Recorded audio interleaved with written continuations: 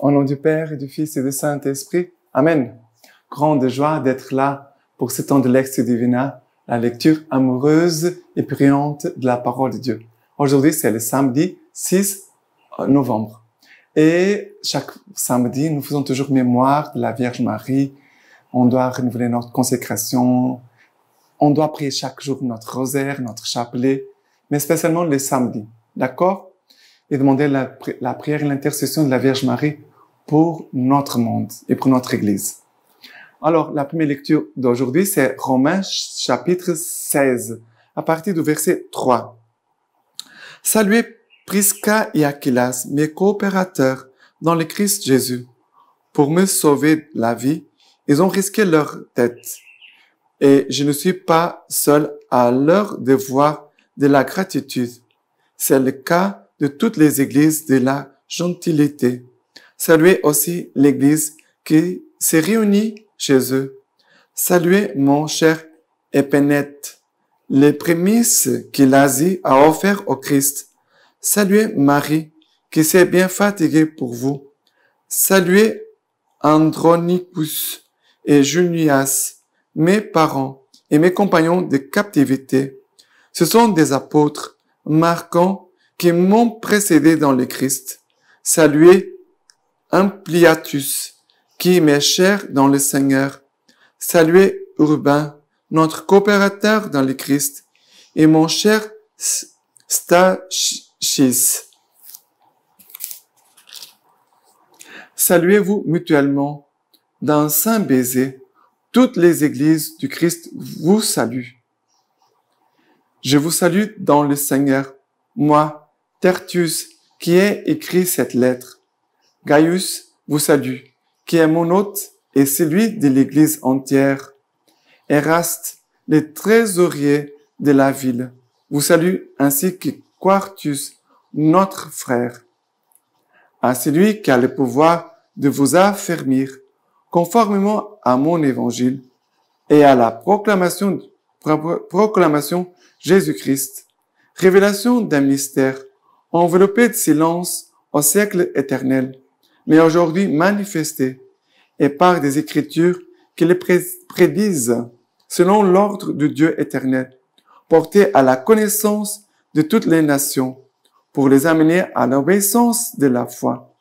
À Dieu, qui est seul sage, par Jésus-Christ, à lui soit la gloire au siècle des siècles. Amen. Vous voyez, c'est la fin de la lettre aux Romains, chapitre 16. Et qu'est-ce qu'il fait?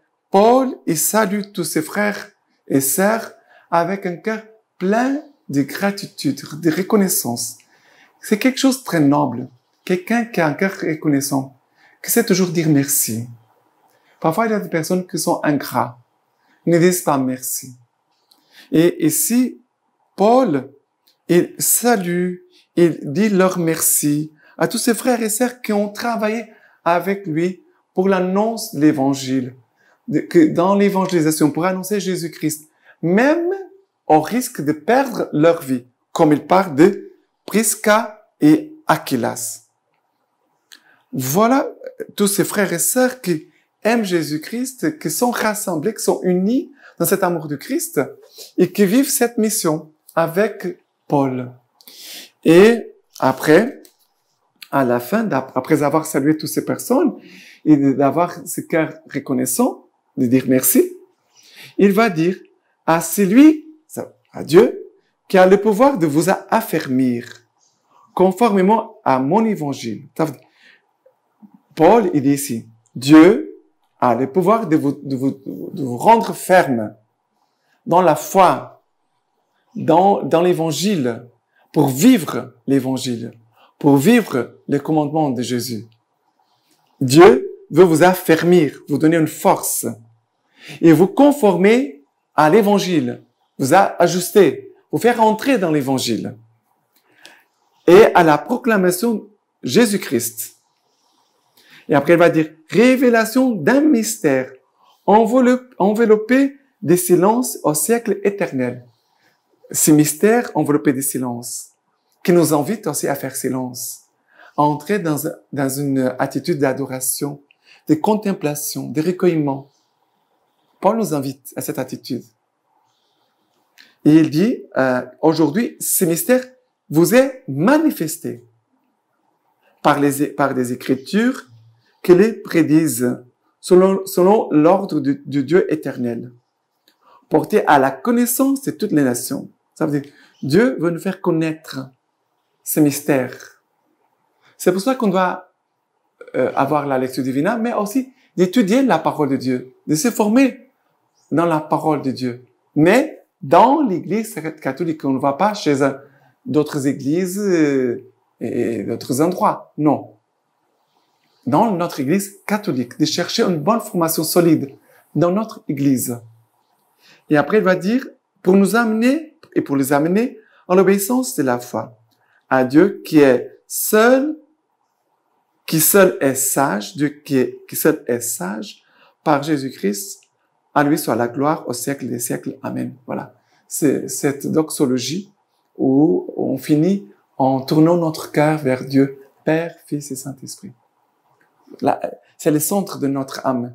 La Trinité présente dans notre âme. La Trinité présente dans notre vie, dans la vie de nos frères, et à qui on doit faire monter toute notre vie, notre louange, toute notre gloire pour les siècles des siècles. D'accord? Maintenant, le psaume d'aujourd'hui, c'est le psaume 145, à partir du verset 2. Je veux te bénir chaque jour. Je louerai ton nom toujours et à jamais. Grand est le Seigneur et louable hautement. À sa grandeur, point de mesure. Un âge à l'autre vantera tes œuvres, fera connaître tes prouesses. Splendeur de gloire, ton renom. Je me répète les récits de tes merveilles. Que toutes tes œuvres te rendent grâce, Seigneur. Que tes amis te bénissent. Qu'ils disent la gloire de ton règne. Qu'ils parlent de ta prouesse. C'est beau, très beau ce psaume. Je veux te bénir chaque jour. Chaque jour. Qu'est-ce qu'on doit faire chaque jour? Bénir Dieu. Bénir Dieu. Après, il dit, je louerai ton nom toujours et à jamais. Chaque jour, toujours et à jamais. En toutes circonstances, à tout moment. Grand le Seigneur et louable hautement. Le Seigneur est grand. On a toujours des soucis, on a toujours des petits problèmes, on a toujours des choses à régler. Mais on doit dire à ces choses-là, à ces problèmes, que nous avons un Dieu très grand. Notre Dieu, il est grand. Il est plus grand que tout. Ce Dieu, il est plus grand que tout. Alors, toutes les autres petites choses sont des petites choses. Ça nous aide à avoir une attitude de foi devant les choses, les circonstances de notre vie. Dieu, il est grand. C'est lui le plus grand. Éternellement plus grand. Toutes les autres choses sont petites. Par rapport à Dieu, c'est rien. On doit avoir toujours cette attitude de foi et de confiance en Dieu.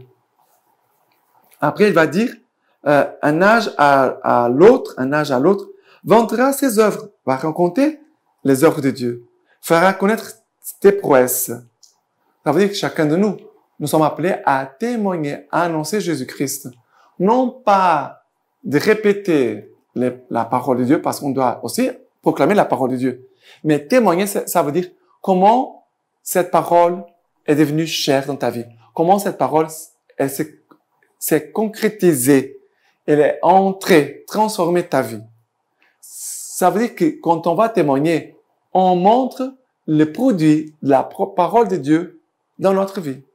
Qu'est-ce que Jésus a changé en moi? Qu'est-ce que Jésus fait dans ma vie? Voilà, ces témoignages, cette gloire qu'on doit rendre à Dieu. Et que tes amis te bénissent. Que tes amis, nous sommes appelés à devenir amis de Dieu, intimes de Dieu, amis. Un véritable ami, non un compagnon, non un collègue, non un camarade. Nous sommes appelés à devenir amis. Ami, ça veut dire quelqu'un qu'on puisse compter. Je peux compter avec mes amis, qui sont des vrais amis. Mais des compagnons, des collègues, on ne compte pas. On ne compte pas. D'accord? Et maintenant, l'évangile d'aujourd'hui, c'est Luc chapitre 16, à partir du verset 9. Eh bien, moi je vous dis, faites-vous des amis avec le malhonnête argent, afin qu'au jour où il viendra à manquer, ceux-ci vous accueillent dans les tentes éternelles. Qui est fidèle en très peu de choses est fidèle aussi en beaucoup, et qui est malhonnête en très peu est malhonnête aussi en beaucoup. Si donc vous n'êtes pas montré fidèle pour le malhonnête argent, qui vous confiera le vrai bien? Et si vous ne vous êtes pas montré fidèle pour les biens étrangers, qui vous donnera le vôtre? Nul serviteur ne peut servir de maître. Ou il haïra l'un et aimera l'autre, ou il s'attachera à l'un et méprisera l'autre. Vous ne pouvez servir Dieu et l'argent.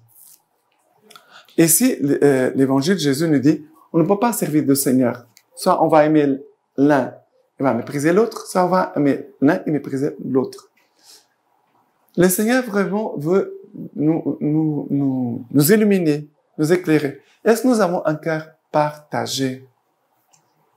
Est-ce que ton Dieu, que quand on va le dimanche à la messe, ou si tu as l'habitude d'aller à la messe chaque jour, parce que c'est très important d'aller à la messe chaque jour, c'est Dieu que tu es en train d'écouter à la messe, d'adorer, de recevoir dans la Sainte Eucharistie. Est-ce que c'est le même qui est présent après dans les autres moments de ta journée? C'est le même Dieu qui est présent dans tous les autres moments de ta journée? Ou c'est toi, ton Dieu? Ou alors, c'est les dieux de l'argent, les dieux de plaisir, de la sexualité, le dieu de mensonge, le dieu de plaisir, le dieu de la paresse. Quel est le Dieu que tu conduis? Ou alors, nous-mêmes, la personne elle-même. Je vis selon ce que je veux. Et parfois, on ne vit pas selon ce que Dieu veut. Cette parole, elle veut nous éclairer pour nous montrer à qui tu es en train de suivre. À qui je suis en train de suivre. Jésus-Christ, ou je suis en train de suivre un autre Dieu. Et la façon, et parce qu'ici il dit, qui est fidèle en très peu de choses est fidèle aussi en beaucoup. Qui est malhonnête en très peu est malhonnête aussi en beaucoup. Ici, être fidèle en très peu de choses, ça veut dire la façon de servir, de vivre. Comment je suis en train de servir, de donner ma vie? Comment je conduis ma vie? Qui conduit ma vie? C'est très important de s'arrêter un moment et de prier. On doit prier. Parce que sinon, on peut croire que nous sommes en train de suivre Jésus-Christ et en fait, on n'est pas en train de le suivre, ni de le servir. Parce que notre vie, ce n'est pas seulement de suivre le Christ, mais de servir le Christ. On doit prendre un temps de prière pour se rendre compte et de mettre notre vie dans la bonne direction. D'accord? Que la Vierge Marie vienne vraiment nous aider. Elle qui est la servante du Seigneur, qui a toujours fait la volonté du Seigneur. Maintenant, la lecture patristique d'aujourd'hui, de Saint Ambroise. L'apôtre dit, « Le monde est crucifié pour moi, et moi pour le monde. » Puis, pour nous apprendre qu'il y a une mort dans cette vie, et une mort qui est bonne, il nous exhorte à porter la mort de Jésus dans notre corps. Car celui qui a en lui la mort de Jésus aura aussi la vie de Jésus dans son corps. Que la mort agisse donc en nous, pour que la vie aussi y agisse. Cette vie-là est bonne après la mort. Elle est bonne après la victoire. Elle est bonne quand le combat est terminé. Si bien que la loi de la chair ne pourra plus combattre la loi de l'esprit. Alors, il n'y aura plus en nous la contradiction apportée par ce corps de mort, mais il y aura dans ce corps de mort la victoire. Et je me demande moi-même si cette mort-là n'aurait pas plus de force que la vie. Mais oui, je suis poussé par l'autorité de l'apôtre qui dit, la mort est à l'œuvre en nous, mais la vie en vous. La mort d'un seul a engendré la vie de combien de peuples?